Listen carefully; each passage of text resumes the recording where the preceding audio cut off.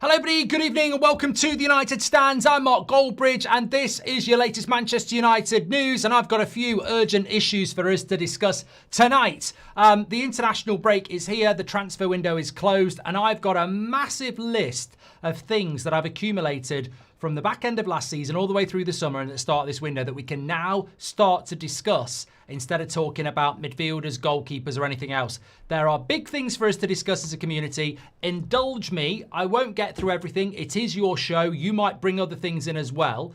These urgent issues I want to discuss are issues within the team that we have now for the season ahead. I want to discuss them. To give you a bit of a hint, one of them's Mainoo. How do we deal with the fact that he wanted to go and how do we get him into a team when Amorim won't pick him? I want to talk about that. I also want to talk about the right wing back issue as well. So they're the two things I want to talk about. Bring in what you want. Transfer window is open, closed. This is what we do here, the 8 o'clock show. It's your show and you drive it.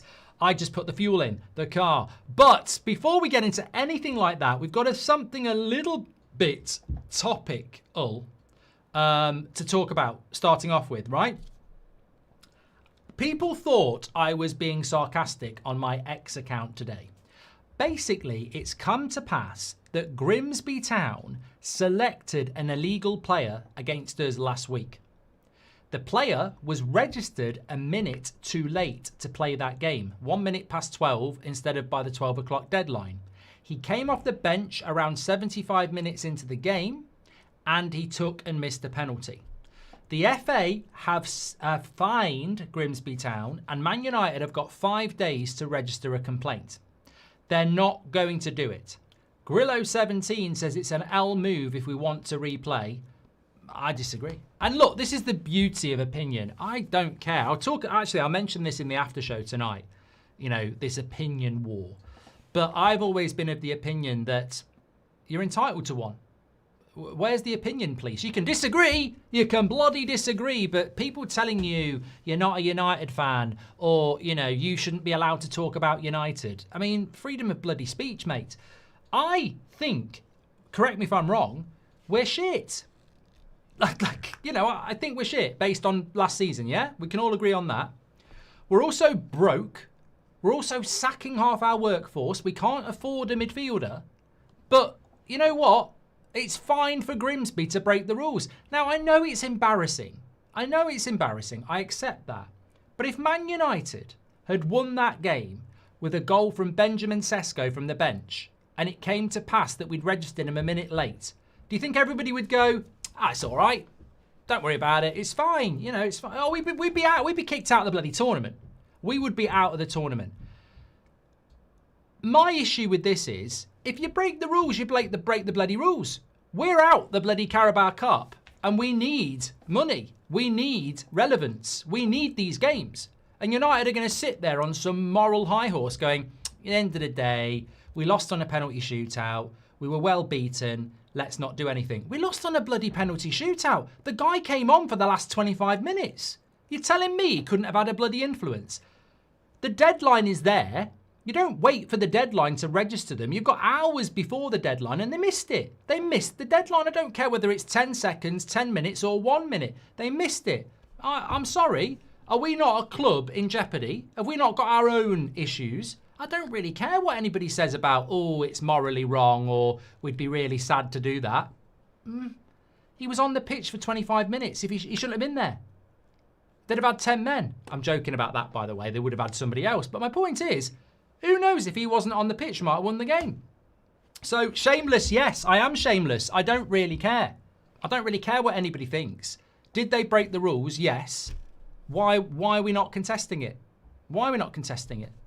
I don't care. They didn't beat us in normal time. They beat us on bloody penalties. And we did it with an honouring bloody goal. I'd contest it. I've had my say. I don't care. I really don't care if you disagree. That is your entitlement. And I know I'm in the minority. Well, let's do a poll. Let's do a poll. Would you contest Grimsby playing an illegal player registered?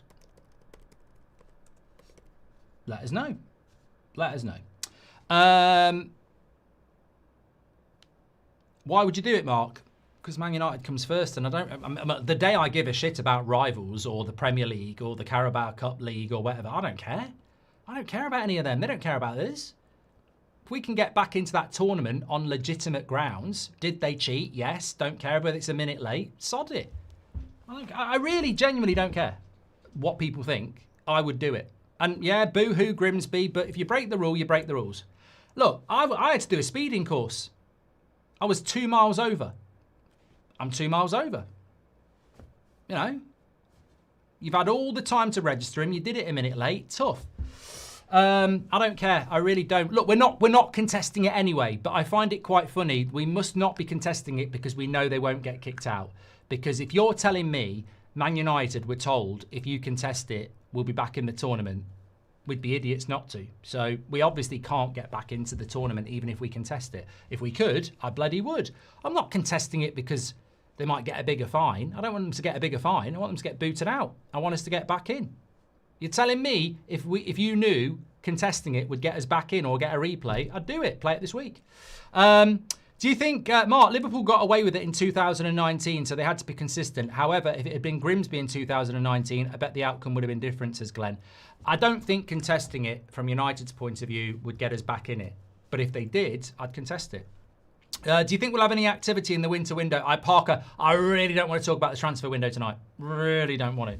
Yes, we are shit. It's a shitty way to get back, but we're embarrassing anyway. I don't care about morality. Appeal, says Mrs. Stone. What good does it do to lose to Grimsby twice? I mean, that's a fair point, Espin. Not worth the injury risk, says Grillo. Mark said we're crap, but let's keep Ruben Amorim, says Sully. You want to lose twice against Grimsby, says Dante. Rules are rules, Mark. End of, says Rob, always United. I genuinely agree with you, Rob. I was looking at it today and I was tweeting and people were doing laugh out loud replies because they know I'm sarcastic. And I was banging my table going, I'm not being bloody sarcastic. Rules are rules. They broke them. He played in the... You know what? If he'd been on the bench and not used, I'd still bloody complain about it. He came on the bloody pitch. Imagine if we played them again and lost, says Joe.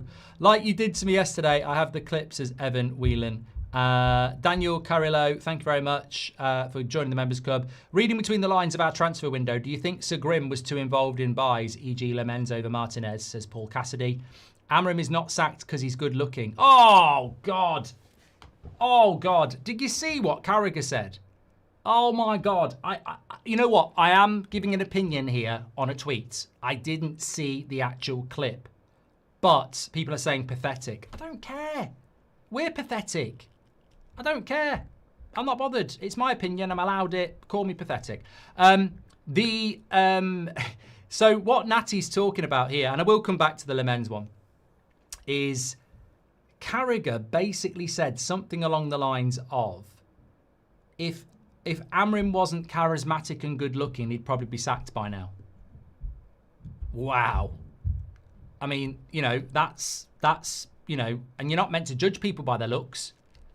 Carragher, which, you know, you know, what if he's got a good personality? So, you know, I mean, look, you're scraping the barrel of Amorim out there if you're trying to say if he was ugly, he'd get the sack. I mean, again, you know, and people think people don't have an agenda against Manchester United. I mean, we're now not sacking managers because they're good looking.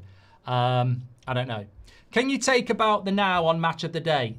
I don't know what that is, Will Scott. Winning is the only way Amorim to shut down his haters. Exactly, 100%. Grimsby manager taking the piss with his tactic board skit. Replay would serve them right, says Chris. Go drink some champers, says Scriv. Crimson says, I donated a few days ago. I was going in for cancer check. All good, nothing to worry about. Champers. Any chance at Europe is a chance to take, says Crimson. Well, Champers, I'm very glad that your cancer checks come up clear. Thank you very much for letting us know. And that's great news.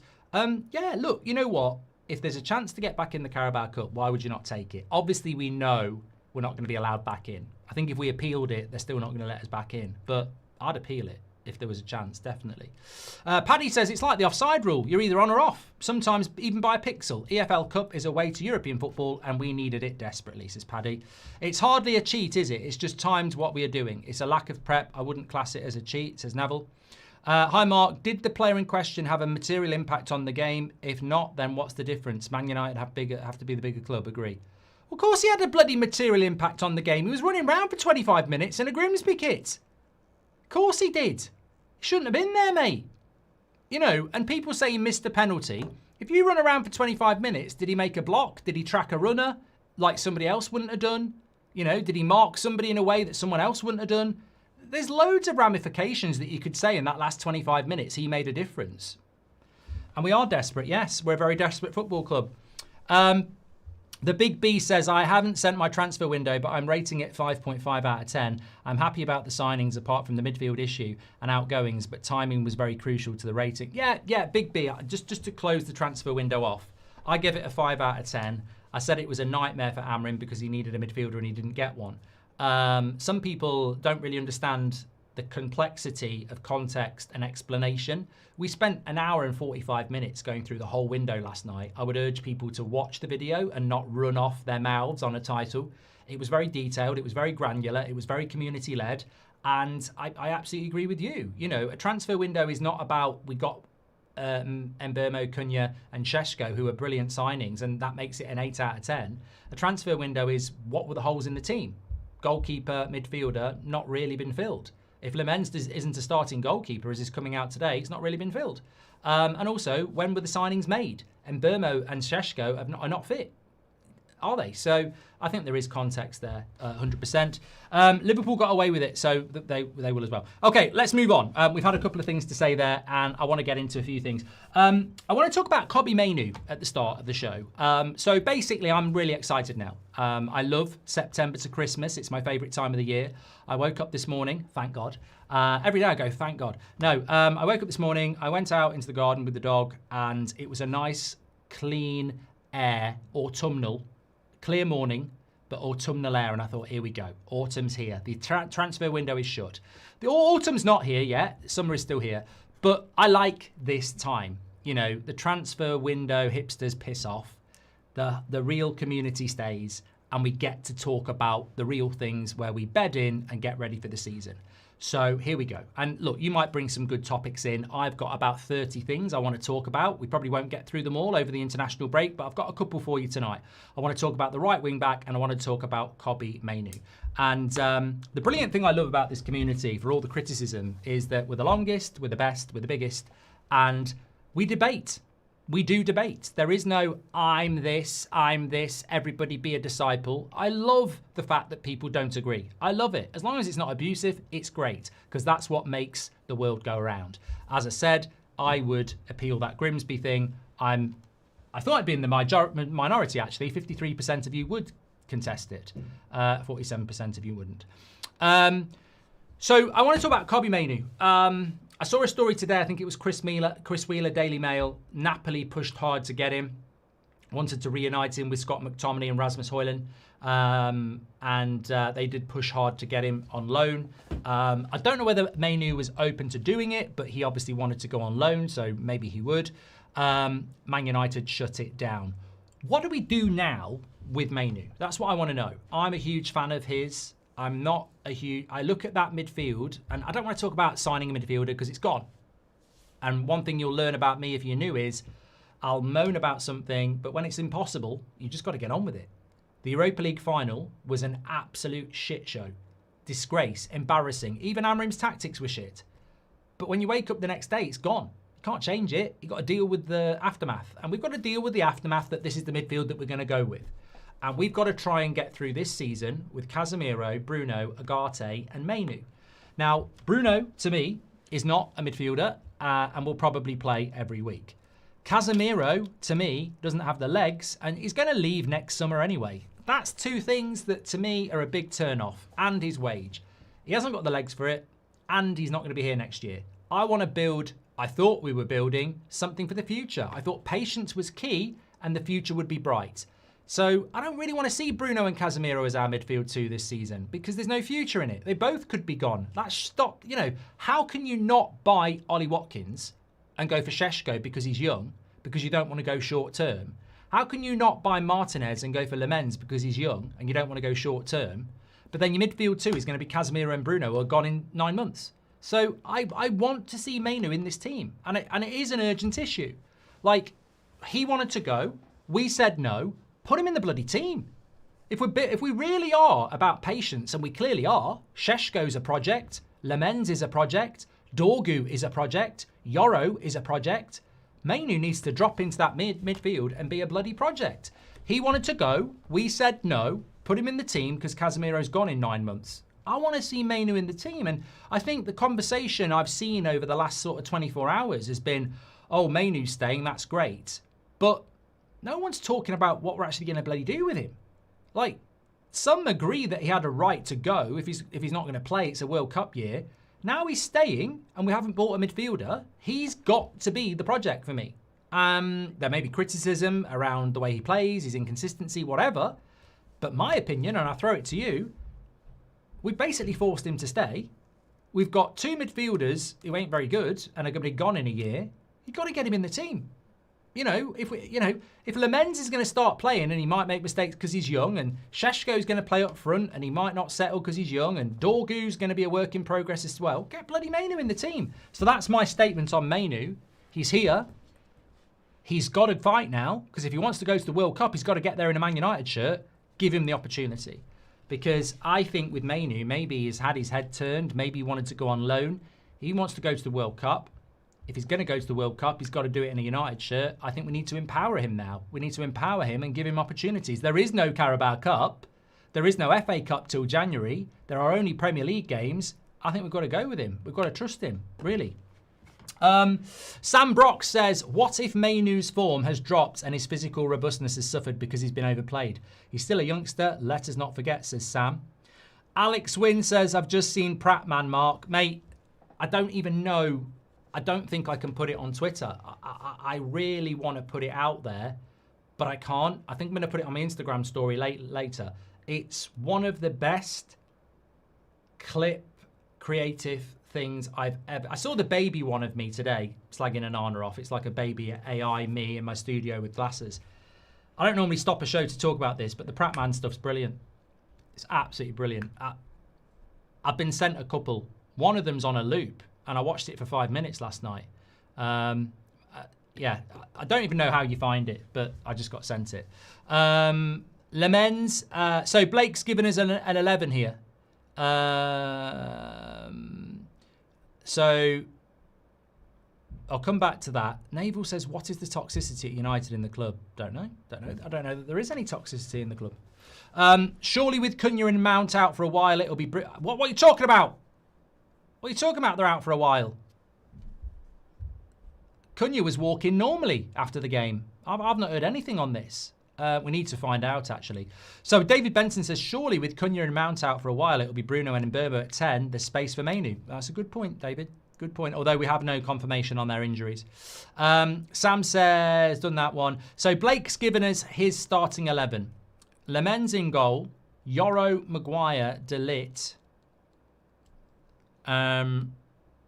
Dorgu, Mazraoui, Bruno, Kobe, Šeško, Cunha and Mbeumo. Most balanced and athletic 11. 12 L's gets 5th. Go for broke, says Blake. It can go the other way. Didn't they sub their best player Gardner off for the guy? If anything, he helped United. Mate, dopey. You are being dopey. I couldn't give a shit if this player's shit. Did they illegally put him on the pitch? I don't know why people are getting lost on this. You're going granular and going, what did the player do? Did he make an impact? Did he do anything wrong? Mate, what's the rule? Was he registered illegally? Yes, get out. Look, I've explained it, it's boring, but I don't care whether he scored a hat-trick or he was shit. He missed a bloody penalty. Did they play a player that wasn't registered? Yes. My worry is Mainoo won't sign a new contract, says Paul. Well, look, the reason I brought it in is like, you know, as much as Man United have made Mainoo stay, in a way, they have exposed themselves as hypocrites, haven't they? I said this the other night. Ruben Amorim, Omar Barada, and Sir Jim Radcliffe have all said that we only want players here that want to be at the club. And we've just forced a player that doesn't want to be here to stay. So we've sort of contradicted our own rules here. It's really important, like Paul says, he signs a new contract, because although we're like, phew, the window's closed, he's got to fight now, he's got to do exactly what Amorim wants him to do, this is great news. If the player's pissed off, He might just go, it's only 5 months till January, I still want to go. And that's the worst case scenario. I would contest Grimsby and ask for a replay if I was confident we could win, but I have zero confidence in winning the replay, says Mike. Naval says, it's Grimsby we're talking about. You missed a minute, so what? United in reality should be 5-0 up against the team. I don't care. Rules are rules, mate. Again, you're going too granular. We lost the game fair and square. It's on us. That's it, says Ian. No, we didn't. They had a player that was registered illegally. It's not fair. If United did it and won, people would want them kicked out of football. What, for abiding rather by the rules, John? And I don't know about you, Mark, but why do people pay attention to what these pundits have to say, says Rahul. Carragher is a Pratman, says Joe. Ewan's gifted 5 memberships. You're a legend, mate. Thank you very much for getting the badge in. And Tague, thank you very much for being a member. I didn't realise United was a modelling institution, says Mrs. Stone. It'd be funny if we drew Grimsby in the FA Cup, says Bear Merchant. And Osvaldo says, lots of love from South Carolina. If the story was flipped around, the world would be all over it because of Man United. Also, Carra would be sacked today then, says Osvaldo. You're saying he's ugly? Grimsby manager, I've done that one. Okay, right, so we've spoken about Mainoo there. I do want to talk about the right wing back position, but just talking about the midfield, you might be quite interested in this. This is from Amorim era on X. He's put up a quote from Ugarte from Uruguay. So it says, Ugarte has travelled to Uruguay for the international break, and while back in his home country, he was asked about his start to the season. He said, we haven't started the season very well. My level wasn't the best either.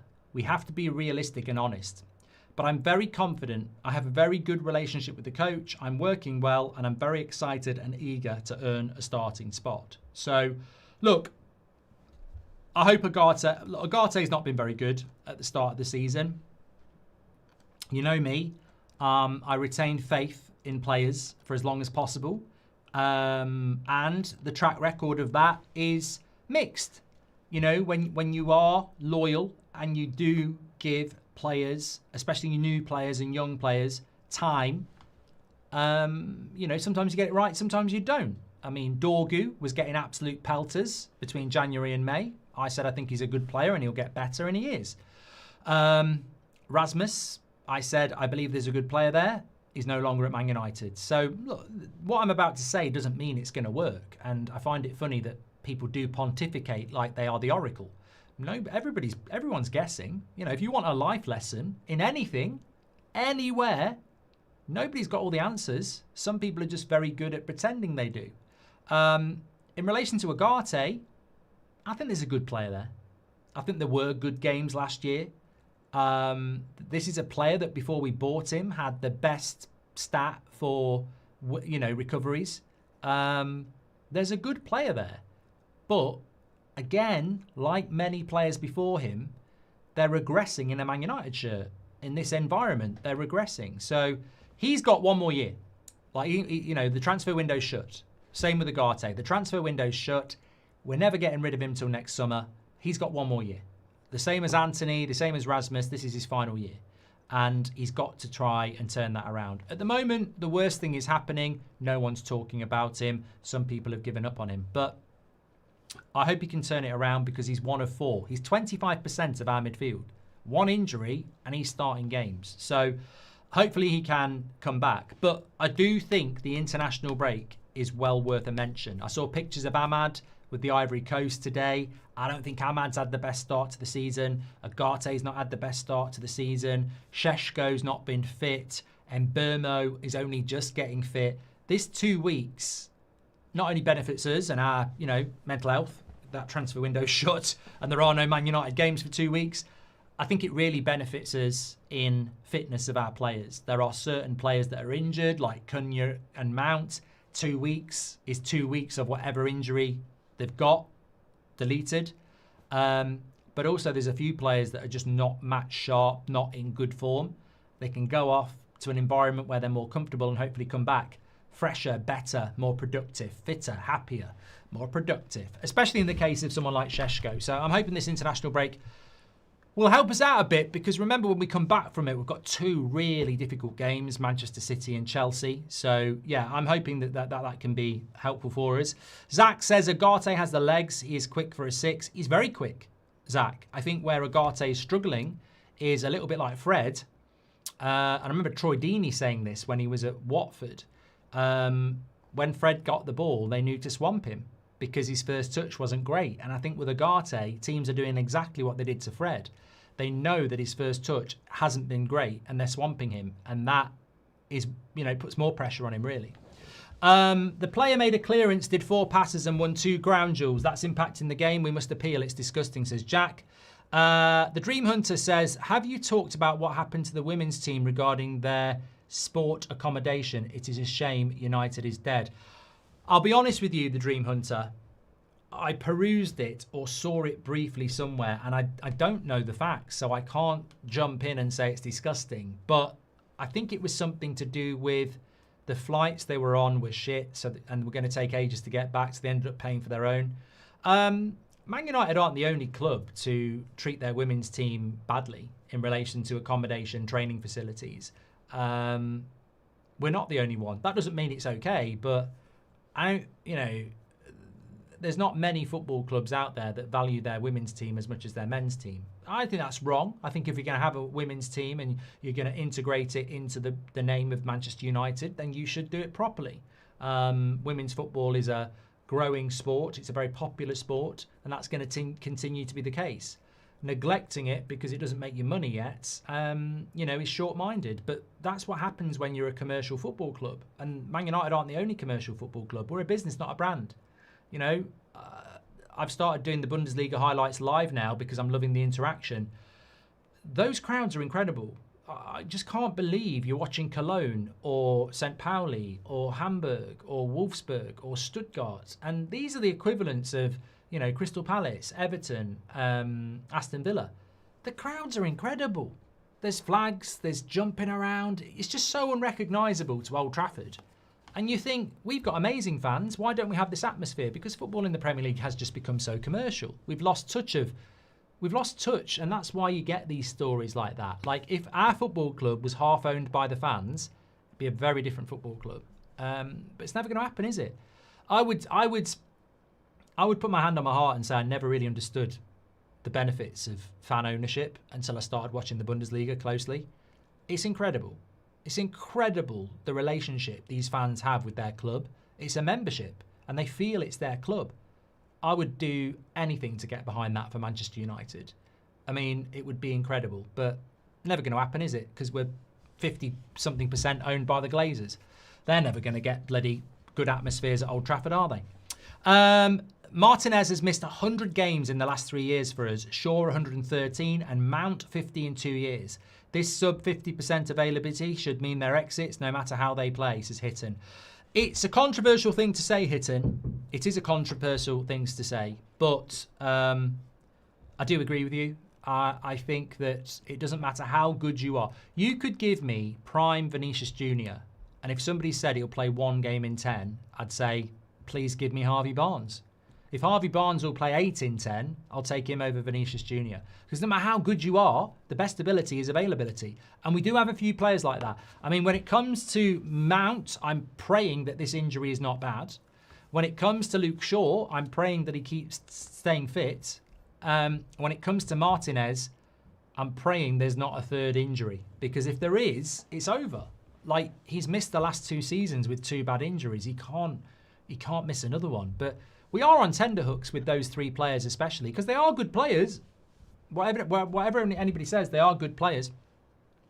Liam says, screw it, put Mazraoui next to Casemiro. Siddharth Sars says, if we're below 10th in the coming months, will the board blame the manager or is it their incompetence to support a manager and their vision and system? Same story.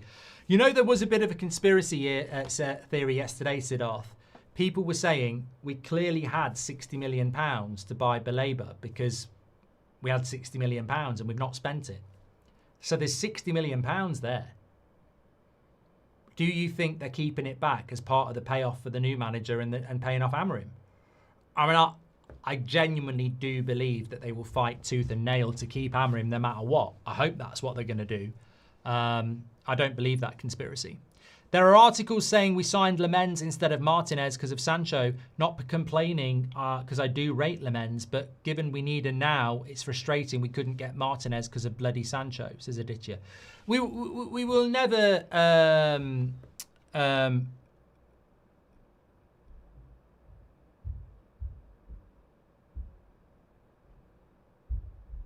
Naval Nation says, if you don't know what the toxicity is, would it be an interesting topic to find out? Me and I would try and find that out. Okay. Can they bring Collier back if they need to? I would presume they probably can.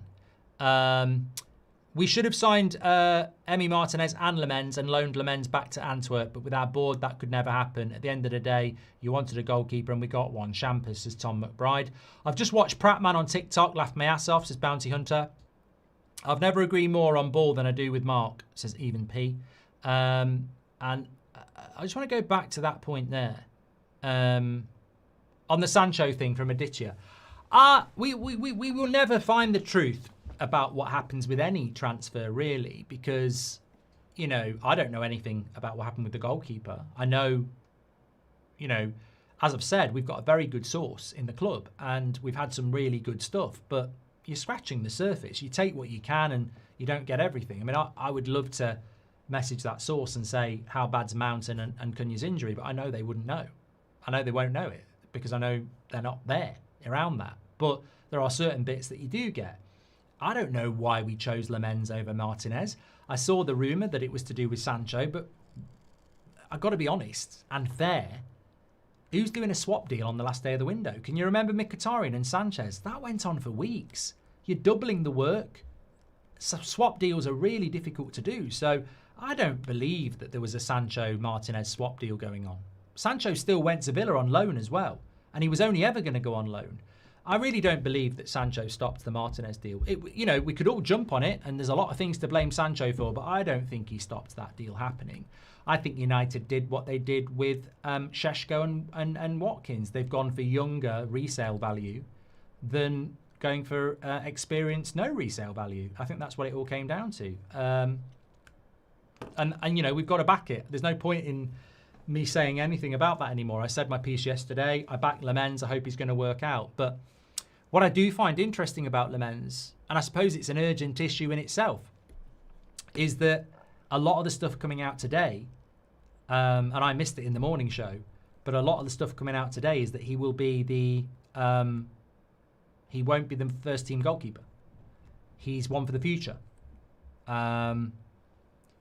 Which, if that is true, and I will reserve judgment on that, because if he starts against Man City, he's the first team goalkeeper. But there's a very big chance he won't start against Man City. I would say probably 75% chance he doesn't start and 25% he does. If he doesn't start, he's one for the future, because, you know, when does he start? And then you've got to say we didn't get a midfielder and we didn't get a starting goalkeeper, so we didn't fill two major issues in the team. I want to see Lammens start. He might be great in the future, but you know what?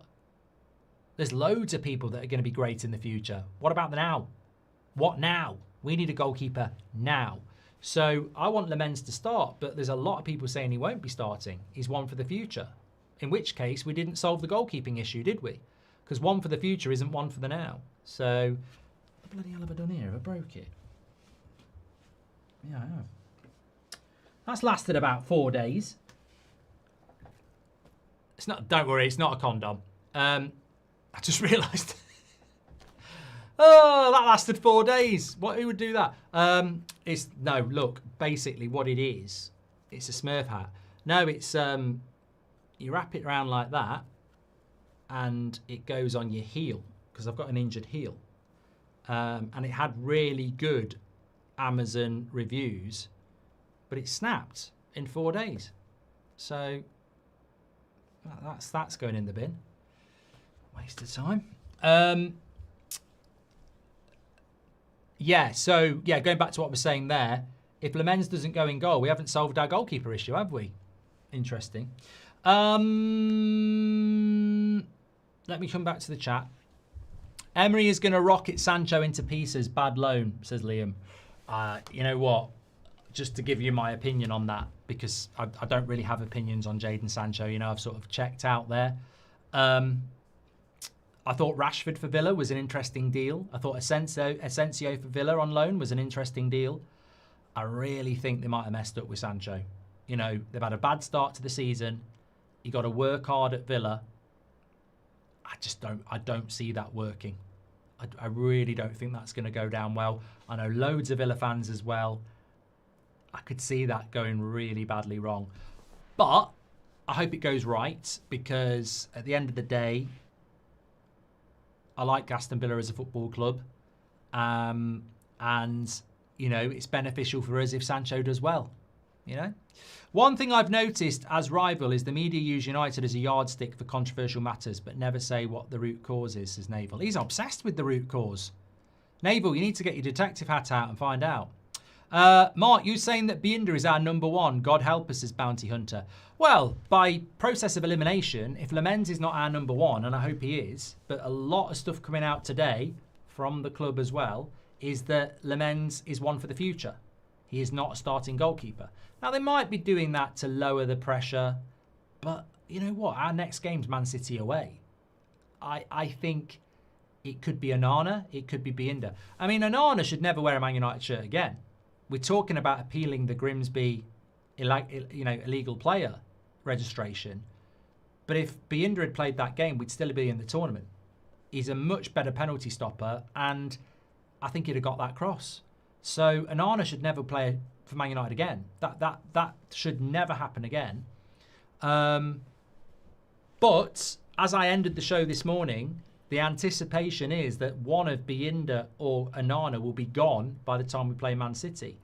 And apparently Bayindir is more likely because, let's be honest, in the eyes of anybody who knows anything about football, Bayindir is more attractive than Onana for a multitude of reasons. His wage, his ability. So Bayindir might be gone by the time we play Man City.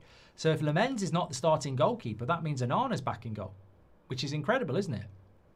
You know what? It's another urgent issue that's not on my list. If Lammens doesn't start and Bayindir gets moved on to bring a bit of money in, then Onana's in goal again. And that Pratt shouldn't be anywhere near a Man United shirt. Pratman shouldn't be anywhere near a shirt. A Man United. Pratman and Rubin. That wasn't mine. Amorim is going to... Yeah, anyway, thank you very much for that. Let me just catch up on some of these. Tabiso says, I'm pissed about the Grimsby decision. As for the international break, I'm looking forward to Slovenia, Sweden. I want to see Šeško's fitness plus Isak and Gyökeres. Are you going to watch that? When is that? I mean, I can't be asked to go and look. Oh, it would be so easy to look. Don't be lazy. Slovenia versus Sweden. I hate international football. It's on Friday at 7:45. Well, we'll tell you what we'll do. We'll put it on. We'll have it on while we do the 8 o'clock show. I think that's a great idea. We'll put Slovenia, Sweden on in the background whilst we do the 8 o'clock show. So, yeah, good idea. I'm not doing a watch-along for Slovenia, Sweden. But, yeah, we can certainly put it on in the background. I'm definitely not doing an England watch-along. Shahin says, where did Garnacho and Rasmus fees go? It's like 75 million right there. Rasmus, we won't get the money till next year. And Garnacho, I don't know. Mate, look, if you wanna deep it, we spent £40 million on debt interest payments. Do you know what a debt interest payment is? I lend you £100 and then you've got to pay me the £100 and every week you pay me £1 of interest. So that £40 million we paid was interest. It doesn't come off the debt, it's just interest for borrowing the money. 40 million quid. Imagine what you could do with 40 million quid. That's going out of the club for nothing. The interest we pay on debt. So yeah, that Garnacho money you could basically say is debt interest. You know, who knows? On the goalkeeper, why aren't we going to be starting Lammens against City when City will be starting Donnarumma against us, says Seamus. Look, mate, we've bought an inexperienced potential goalkeeper. Man City have bought one of the best goalkeepers in the world.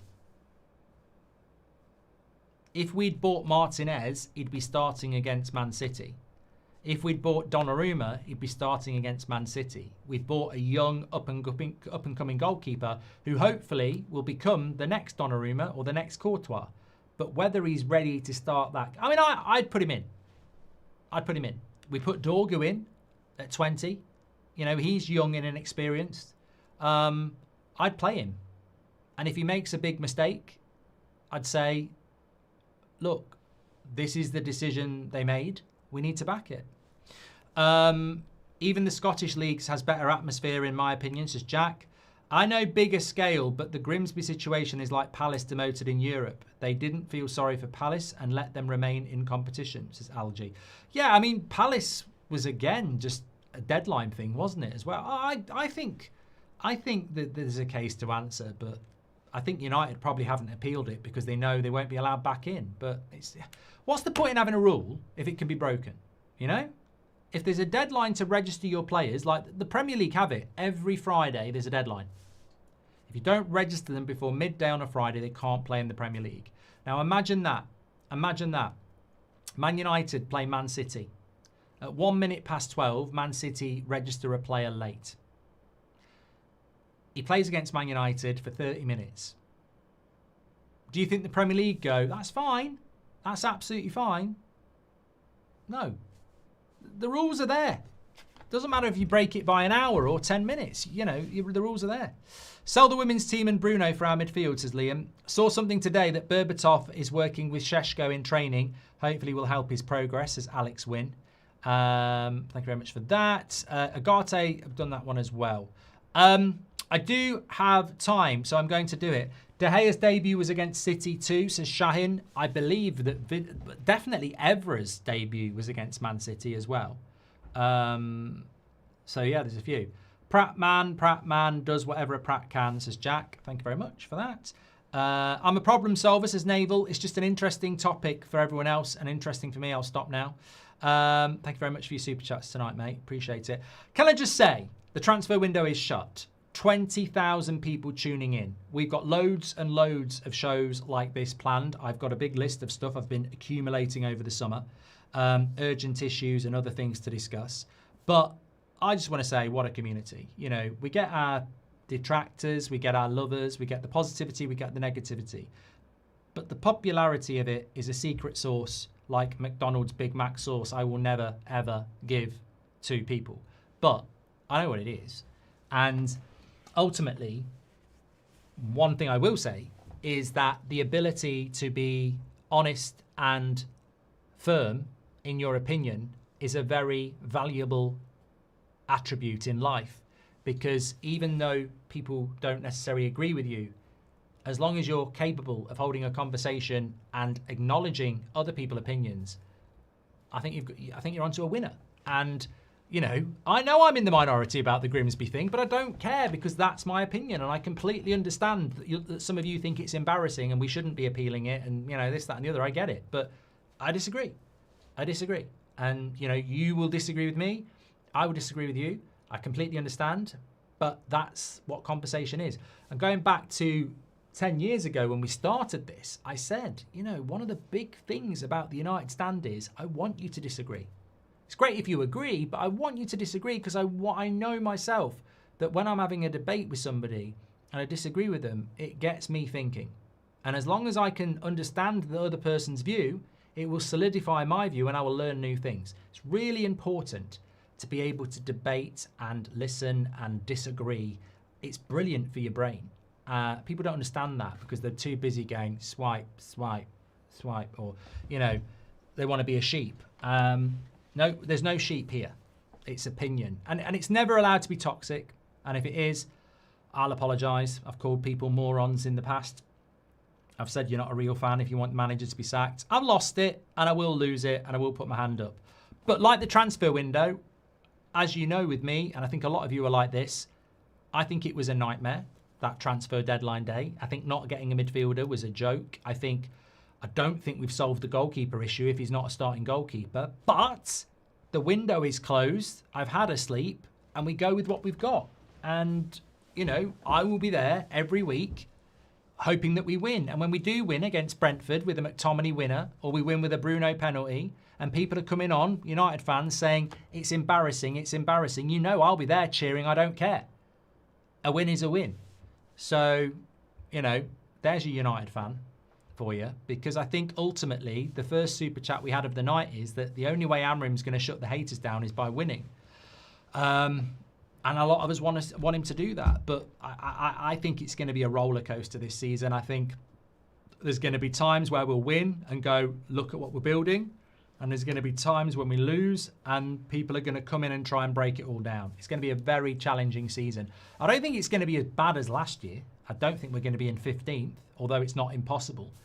But I don't think it's going to be a good season either. I think it's, in some ways, the Grimsby Carabao Cup thing has closed, well, no, factually. 33% of our potential success this season is gone. You've got 33% Carabao Cup, 33% FA Cup, and 33% league position. Carabao Cup's gone. So 33% chance of success is gone when you think about it like that. Evan says, you were toxic yesterday. Where's my apology? I can't remember what you said, mate. I've moved on, but I don't think you deserved an apology. I can't remember what it is that you said. You said something about, I don't know. I've moved on. I think you should, but I can't remember what you said. But I'm not apologising. Because I know when I need to apologise, and I don't need to apologise to you. I really hope, and I'm being nice, I'm just saying whatever we've disagreed with, it was discussed. Does this mean we're getting Angelo Stiller, says Clarence? No. I don't know. Harley, thank you very much for your super chat.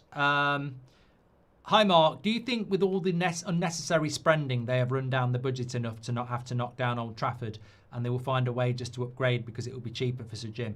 No, Seamus, like, I don't want to see Old Trafford knocked down. Again, I'm probably in the minority. I don't want Old Trafford knocked down. To me, it's so important. Every time I go there on a match day and you walk up the steps and you see it, you remember the first time, and it's as good as that time. It's a magical place. And if it's not magical to you, great, well done. But to me and many others, it's a magical place. It should be a listed building. We have the National Trust in the UK, where buildings are in the National Trust and they cannot be knocked down. Old Trafford should be that. You know, I look back at videos I used to watch with my granddad as a kid about the story of Man United, and they'd have the reporter outside Old Trafford in the 60s in the aftermath of the Munich tragedy, and there it is, Old Trafford, the shrine. It shouldn't be knocked down, in my opinion, and I'm very strong on that opinion, but it will be knocked down. It will be knocked down. And the reason they're going to knock it down is because they're money men, they're business people. They'll knock Old Trafford down to make money, but they won't spend money on a midfielder, and that's football. We're run by business people.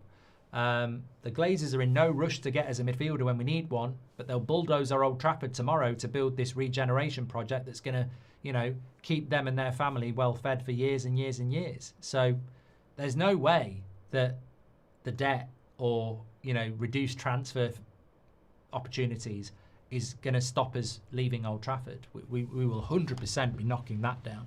What I would say about that, though, is, and you do raise a good point, when was it that they put the ChatGPT stuff out about Old Trafford? You know, like there was that massive protest, and then 2 days later they did the regeneration project stuff, and it was all like ChatGPT pictures.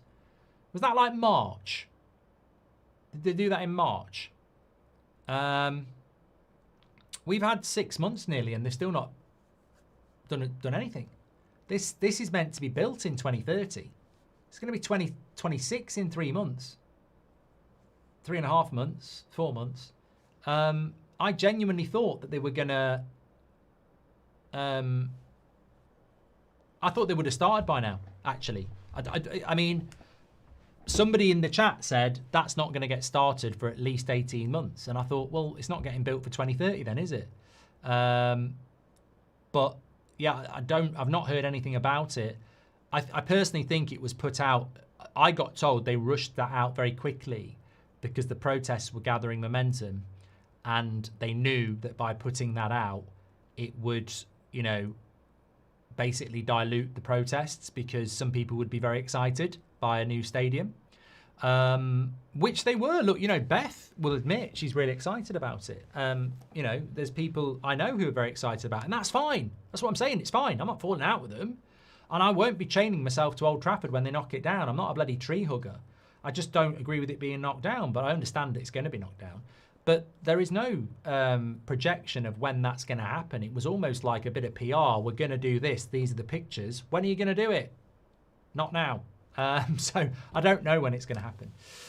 Can we do Bayindir stay and Onana go? I would like that to happen, Nix, but I don't know. If we beat City, will you grab the oil? Says Alex. Oh, God. Do the Glazers not realise if they don't get us players we need and get relegated, they're fucked, says Tora. We're not getting relegated.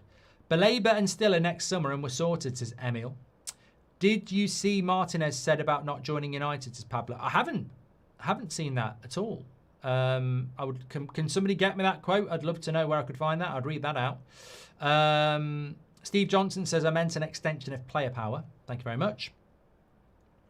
3 years a member, says Einar. Watching for over 4. Rarely get to watch live. Thank you, and thanks to this fantastic and wonderful community. Champers to all.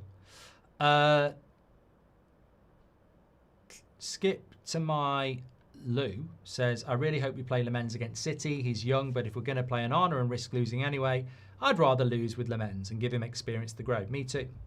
Order of signings players was a PR thing. 10s equals more money than midfielders, says Ami.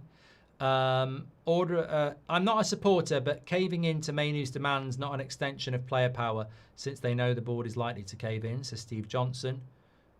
Would you get Josh Brownhill on a free, says Ben Andrews. God, no. No way Ruben picks Lammens against City if Sesko was 10th to take a penalty kick against the Division 4 side, says Carlos. Thank you very much for that. Football Friend says, does calling people low IQ add to a healthy debate? Yes, because it's hypothetical people. Look, mate, you're talking to the wrong person if you think I'm going to apologise. I'm not going to apologise. Like, I think some people in our fan base have got low IQ. I'm sure many of you do as well. I think the people who wanted us to stop the protest because they thought we were buying Belabor, that's a really low IQ thing to do. Maybe think it through and think, can I trust that that Belabor deal is going to happen? Maybe we should do the protest anyway and then see what happens. I thought that was a really low IQ thing to do. But I didn't name anybody. I didn't know anybody who did it. I saw a movement that did it, but I don't know anybody who did it. I didn't name them. Stop being so bloody such a snowflake. Like, you can hypothetically say, look, I think it's low IQ to be Amorim out. I don't actually know anybody Amorim out. So I'm not actually going, I saw this person saying they're Amorim out and they've got low IQ. But I do think it's low IQ to be Amorim out because, in my opinion, some people might say, I've got a low IQ. Oh, my God, I'm going to stop the show. I'll tell you what, mate, I get a lot worse than low IQ. What you don't realise is when you put yourself out publicly and you say stuff, it's very tame what I say compared to what I get back. So walk through my shoes or anybody else's shoes who has an opinion, they'll get it tenfold back. So I'm not going to stop saying I think it's low IQ if somebody is Amorim out. I think the design looks horrendous and I want to at least visit Old Trafford in my lifetime as I've never been, says Seamus.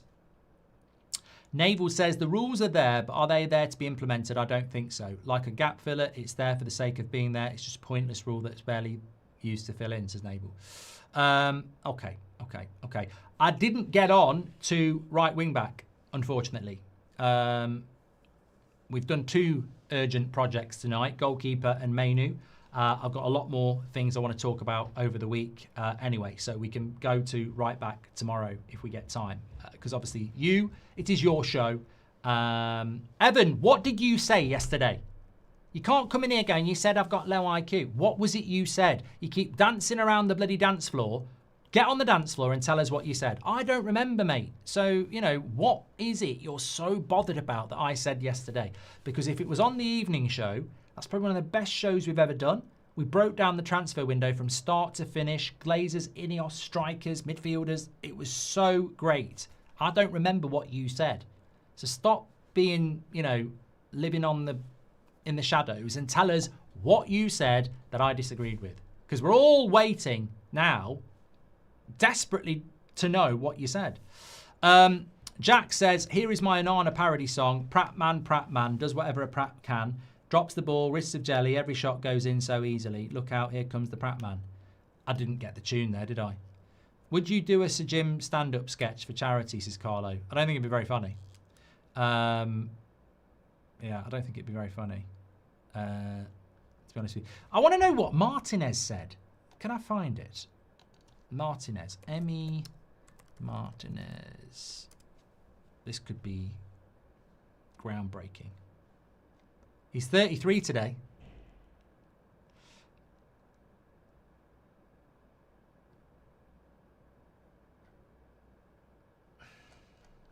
I can't see this quote.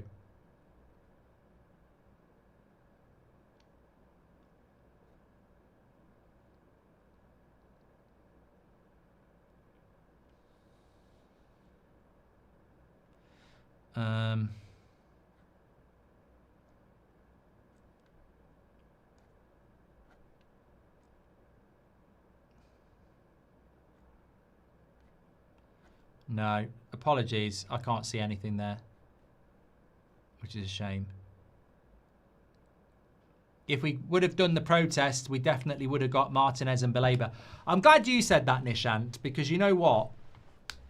If United had, if the 58 had done their protest ahead of the Arsenal game, I think we would have been more likely to get a midfielder. And that's really sad. But when we did the protest last time, we got pictures of a new stadium. So, you know, maybe we would have got a midfielder. For some reason, whenever Pratman is mentioned, it reminds me of the song Scatman, says Mojo. Naval says sometimes low IQ can be something smart. Naval, you're messing with my head tonight. I don't know why. It was about salon values and you took the piss, says Evan Whelan. Sorry, I shouldn't laugh.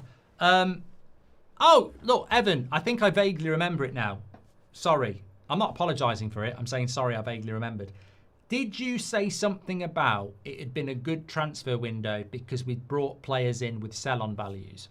I think you did. And I said, oh my God, how low IQ do you have to be to think that's good? Where's your Glazer t-shirt? And look, you've opened the bloody door now, so I'm back again. Here's Johnny, right?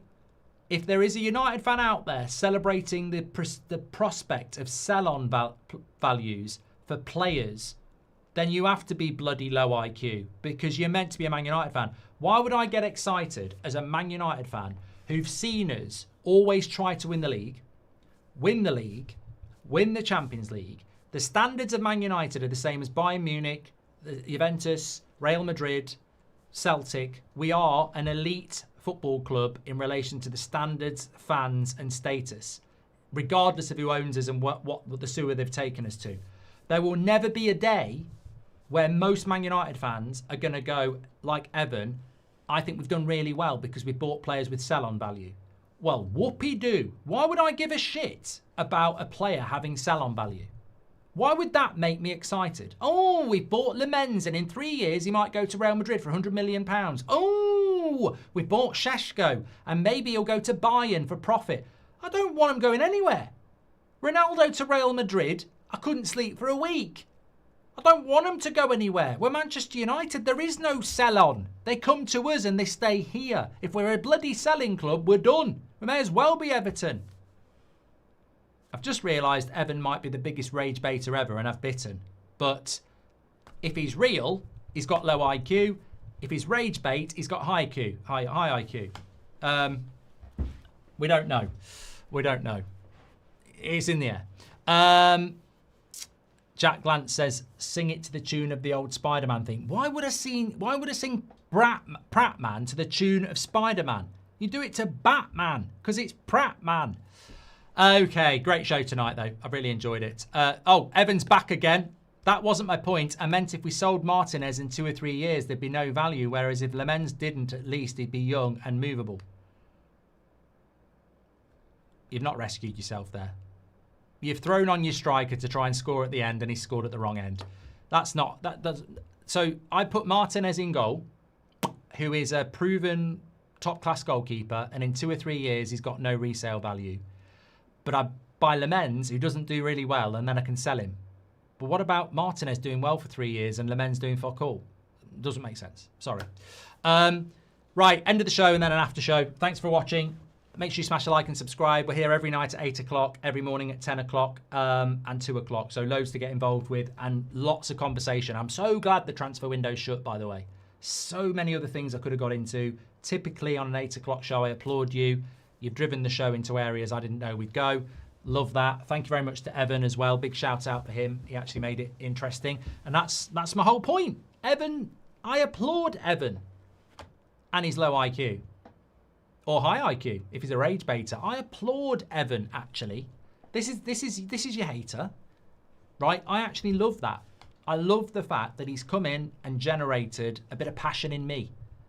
Because sometimes I enjoy it, but I like it when there's something that gets me going. So Evan, I embrace your comments. You should be proud, even though I said you've got low IQ, because you've actually got me going, and that's what gets me up in the morning.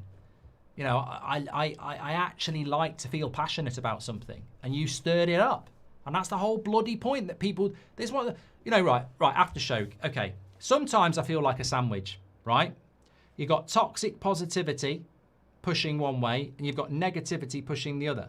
So you've got the toxic brigade, the Glazer Rimmers, saying, oh, he's so negative. It's a brilliant transfer window. And you got the negative brigade who are Amorim out saying he's just backing the manager. And you sit in the middle sometimes, and I don't know whether you get this, and you go, make this make sense. I've got the negative crew who are Amorim out slagging me off because I'm backing the manager. And then I've got the toxic crew slagging me off because I won't rim the Glazers and Ineos for what I thought wasn't a very good transfer window. And you sort of sit in the middle and you go, I don't get it. I've got two extreme groups slagging me off. But then I realise, I'm in the right place. They're extreme. I'm in the middle. I'm balanced. And they might be squashing me, but this is where I want to be. I want to be able to say, I don't agree with that. It's not great. But I also want to say, I don't agree with that. I think we're actually doing well. And that's where I want to be. So, look, I always say to people, a lot of people say, I don't know how you do what you do, or I'm thinking about doing what you do. How do I deal with it? And I always say, you have to accept that you can't come into this thinking you're going to be right, and you can't come into this thinking everyone's going to like you. You also have to have the ability to switch off. And those are the three rules. You're never going to please everybody. You're never going to be right on everything. And you can't let it consume you. You can't be somebody, and I know some, who they're on the phone checking what people are saying about them all the time. They're reading, they're searching their name and all that shit. Put it down. Don't get involved. So yeah, look. Also, I don't like to say this, but this community is huge, and a lot of people don't like it because of that. A lot of people are like, jealous, I suppose, and bitter. But as I always say, I have been doing this for a very long time. I've offered to have conversations with some people. They won't do it. I've had conversations with some people and they still say stuff. That's why I don't get involved in any of that. I don't get involved in it because it doesn't serve a purpose. If somebody wants to have a proper conversation about my opinion or their opinion, that's why you're the best guests in the world. And that's why people like Evan are always going to be very welcome, because I love the debate. But some people just scream and shout and they don't even understand what we are, do they? And that's life. Some people slag you off and they don't really know who you are. You might have it at work. Someone might be like, I don't like the way he is. I don't like the way she is. And they don't even know you. That's life as well. So I just think, stay in your corner, do what you do and focus on that. And we've been doing it for 10 years. We had like 10 people start. It's almost like some people think we created this from day one. It's been totally organic. We didn't have somebody stood outside the Emirates screaming Wenger out that gave us huge growth off one video, or Old Trafford. It's been a steady organic growth, and that's why it's so important. We've been manager in, we've been manager out, we've been pro this, we've been anti this. It's a very balanced place and I love it. And as soon as it's not that, I'll probably stop. But the power of this and the power of that's football, and I've said it so many times, isn't me, isn't Beth, isn't the people behind the camera. You know, there's amazing people who do so much stuff for this and that's football. It's not that. It only works because of you. So when people slag this off, what they don't realise is the power of this is you. Always has been, always will be. You dictate the shows. You decide to watch or not watch. You. And people hate that. They absolutely hate that because they think it's some sort of cult. But what they don't realise is when you watch it, it's very far from a cult. You know, we've got a 50-50%, we've got a 50-50 split on whether we should be complaining about Grimsby or not. You know, some people are giving the transfer window an 8 out of 10, some people are giving it a 2 out of 10. Some people think that, you know, the world rises and shines with Bruno, and some people think he's a load of shit. And all these opinions are catered for here. And I think some people just want to say their thing and everyone go, yeah, you're great. I think some people really do stuff for validation. You know, they just want to be told, you're the best, you're great, everything you do is great, everything like that. Because they can't open themselves up to genuine conversation, the risk of a genuine conversation where you say something that... Some people, what I'm trying to say is, people will never say what I said about the Grimsby thing because they know it's controversial, you know you're going to get a bit of hate. So they hide the truth. They just say things that they want you to hear. I'm such a nice person. Oh, you know, I only think this. I only think positive things. I think that's just a waste of time. We're only here for one. We're only here once. You know. I think that we should complain about Grimsby. You know, and people would disagree with me. You put your head up. You have the opinion. You fight for your opinion. You acknowledge people have a different opinion, and you create good conversation. Always been my way. Always been my favourite way. Family functions, friends, work. I just won't not say what I think. Unless it's something that's going to genuinely hurt people. But, you know, I don't want to do that. Hero Creator says, to me, football has changed due to the fact of online agendas which swerve people. Just a shame football is turning to businesses. United stand, I love you, says Hero Creator. Yeah, and you know what? Also, you know what really sort of winds me up a little bit, and it's perfect for the after show. The way people attack fan-created content, etc., whether it's an X account, you know, I'm not talking about YouTubers. I'm talking about an account on X, you know, an Instagram, a TikTok, whatever. I'm talking about fan opinion in general. I think when you say fan opinion, people think AFTV, United stand. I don't mean that. I mean your opinion. If you've got a social media account and you put your football opinion out there, I'll tell you what I hate about that is the way people sort of police it. Like, you're not a fan. What are you to say that? You're from London. You're from Nottingham. Oh, you're just a hater, this, that, and the other. And I sort of like go, whoa. Why is there such a pile-on of a United fan on X saying I'd sell this player? And yet, the mainstream media, who aren't United fans, they're journalists who went to bloody college and then, you know, got allocated Man United, who are employed by corporations who are not Man United fans.